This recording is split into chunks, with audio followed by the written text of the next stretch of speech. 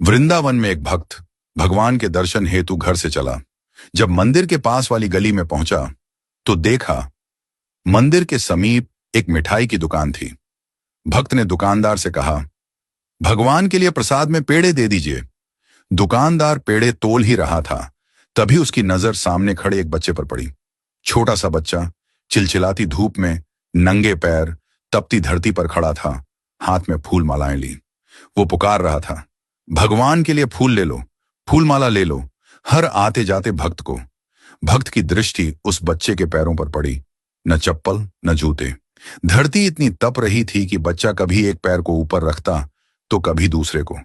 वो तपन से बचने की कोशिश कर रहा था, पर आवाज में समर्पण था, श्रद्धा थी, प्रेम था भगवान के लिए। भक्त से यह देखा न गया।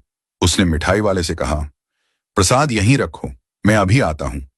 वो पास की चप्पल की दुकान पर गया, नन्हे से बच्चे के लिए चप्पल खरीदी, फिर लौटा और बोला, लो बेटा, इसे पहन लो। बच्चे ने चप्पल देखी, फिर उस व्यक्ति को देखा, फिर आंखों में आंसू आ गए। उसने पूछा, क्या आप श्री कृष्ण हैं? व्यक्ति मुस्कुराया, बोला, नहीं बेटा, मैं श्री कृष्ण नहीं हूं। बच्चा जिद पर अड़ गया, नहीं, आप श्री कृष्ण ही हैं। मैं किसी को नहीं बताऊंगा, पर मुझे सच सच बता दीजिए ना। व्यक्ति फिर बोला, नहीं बेटा, मैं तो बस एक इंसान हूं। बच्चा बोला, तो आप श्री कृष्ण के दोस्त होंगे, क्योंकि कल रात मैंने भगवान से प्रार्थना की थी। भगवान, बहुत गर्मी है, मेरे पास चप्पल नहीं है, मेरे पैर जलते हैं, कृपा करके मुझे चप्पल दे दो। और आज आप आए चप्पल लेकर, इसलिए आप जरूर उनके दोस्त हैं। उन्होंने खुद नहीं आ पाए तो आपको भेजा है। यह सुनकर भक्त की आंखें भी भर आईं। उसने बच्चे को गले से लगा लिया और कहा, हाँ बेटा, श्री कृष्ण ने ही मुझे भेजा है। अब धूप में तुम्हारे पैर नहीं जलेंगे। तुम छांव में खड़े होकर भी फूल बेचोगे और तुम्हारे फूल जरूर बिकेंगे।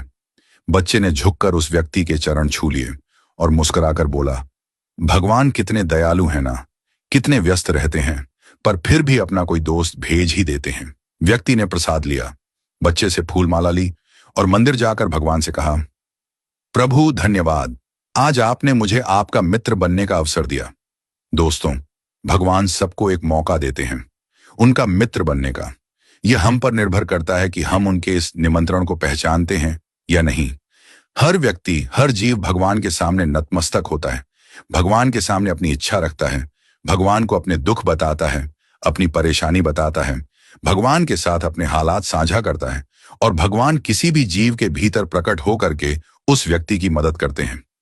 यदि आप चाहते हैं कि आपको भी वो मौका मिले कि भगवान आपके भीतर प्रकट हो, तो दूसरों की मदद करना शुरू कर दीजिए। इससे आप भगवान के मित्र बन जाएंगे। क्या आप तैयार हैं भगवान के मित्र बनने के लिए?